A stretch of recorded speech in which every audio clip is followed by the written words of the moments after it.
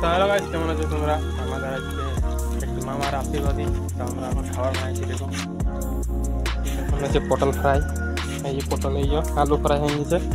সাইডে মশলাপাতিগুলো দেখে নাও, সেটা পরে পোস্তর আলু কেটে রেখেছি আর সবটাকে দেখাচ্ছি। আসো তোমাদের সাগরকে দেখো, পুরো ছুরি চালাবার স্টাইলটা দেখেন তো, দেখো आवाज देखो, वाह पहाड़े आवाज देखो तुम। सागर है एक लाल लाल बिराती सलाद उलाद सब हो गए।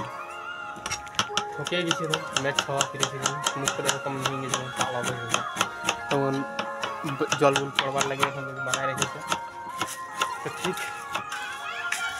देखो तुम, এটা মাছের পেঁয়াজ কাটছে, মাছ পটল রান্না হবে।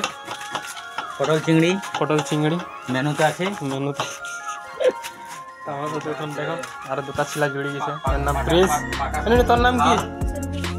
সুরবি, এর নাম বলে পূর্বি। পাকা কুমড়োর ঝাল আছে, শর্ট ভিডিও বানাও, শর্ট ভিডিও। রুই মাছের, আর এদিকে গরম জল হয়ে গেছে, ডাইলের লাগে ফুটছে একদম। ডাইলটা রেডি, ডাইলও দেখো দেখানি ভয়ানক ডাইল সব রেডি হয়ে গেছে।